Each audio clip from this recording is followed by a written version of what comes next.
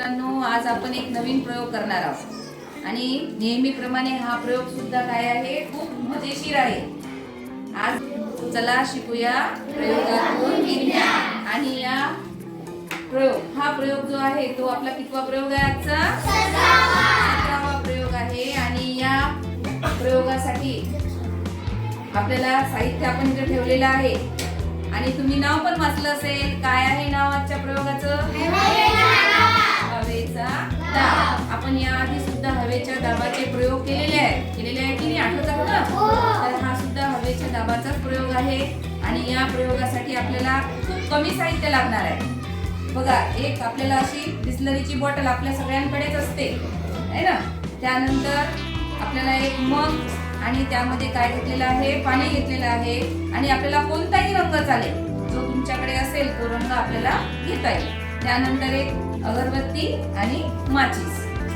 तर एवढं साधं आणि सोपं साहित्य आज आपल्याला या ठिकाणी लागणार आहे. तर बघा, मी तुम्हाला हा प्रयोग करून दाखवत आहे आता.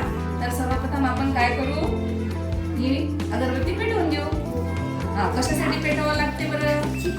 तर आपल्याला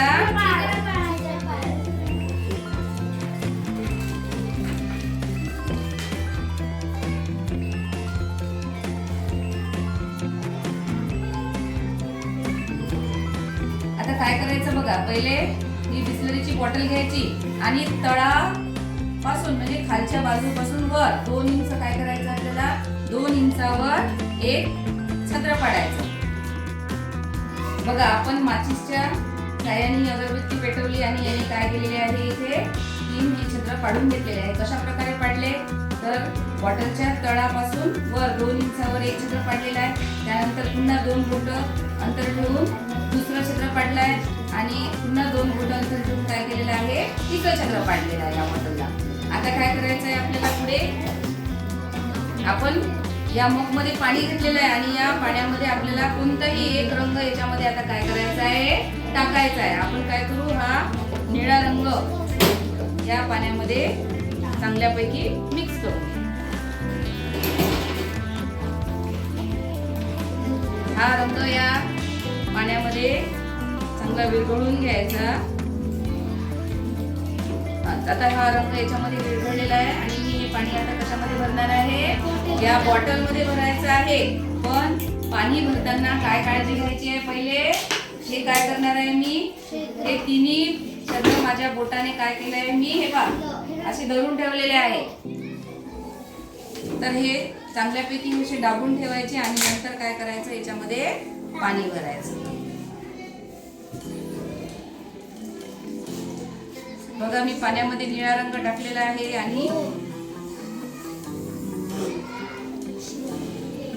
आणि बघा, मी आता हे सोडून देत आहे. निरीक्षण करायचं काय होत आहे बघा.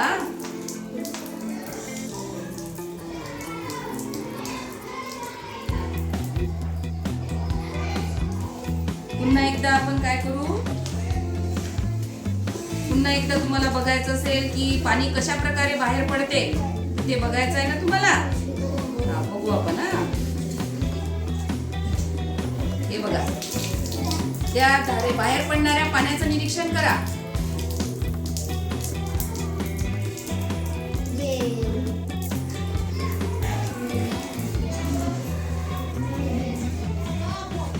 तर बघा कशा प्रकारे पडलं बरं ते पाणी बाहेर. तर आपण बघितलं की हे जे आपण पहिलं छिद्र पाडलेलं आहे, या छिद्रातून पाणी काय झालं? जास्त दाबाने बाहेर पडलं आणि त्याची धार कशी पडली? लांबवर पडली. आणि हे जे दुसरं छिद्र आहे त्याच्यातून जे पाणी बाहेर पडलं ते त्याच्यापेक्षा थोडं कमी दाबाने बाहेर आलं. आणि जे आपण तिसरं छिद्र पाडलं होतं ते तिसऱ्या छिद्रातून पाणी एकदम बॉटलच्या जवळ पडलं, कारण की त्याच्यावर काय होता? दाब हवेचा कमी होता. पहिल्या छिद्रातून बाहेर का बरं पडलं जास्त जोरात? कारण की त्याच्यावर जास्त दाब होता. आणि दुसऱ्या याच्यामधून त्या मानाने कमी पडला, कारण की त्याच्यावर थोडा मध्यम दाब होता. आणि एकदम वर जे आपण तिसरं छिद्र पाडलं होतं त्या छिद्रामधून काय झालं? पाणी एकदम बॉटलच्या जवळ पडलं.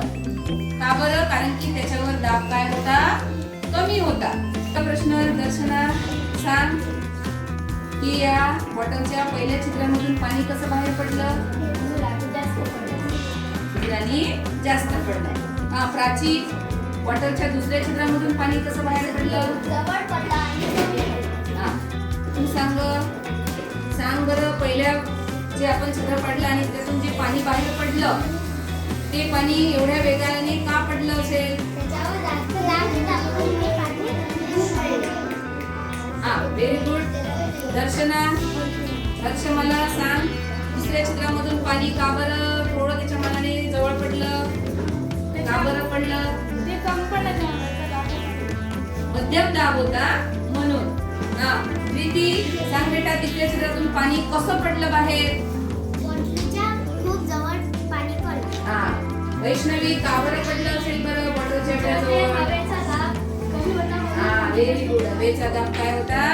कमी होता. म्हणजे हा जो आपण प्रयोग बघितला तो कशाचा आहे?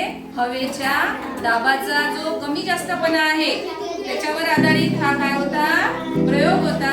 आणि तुम्ही बघितलं की पहिल्या याच्यामधून पाणी जवळ न पडता ते खूप जोराने काय झालं? दूर पडलं. आणि दुसऱ्या छिद्रामधून त्या मानाने थोडंसं कमी वेगाने पडलं आणि दुसऱ्या छिद्रामधून ते एकदम जास्त जोराने पाणी पडलं नाही. तर ते एकदम त्याचा वेग काय होता?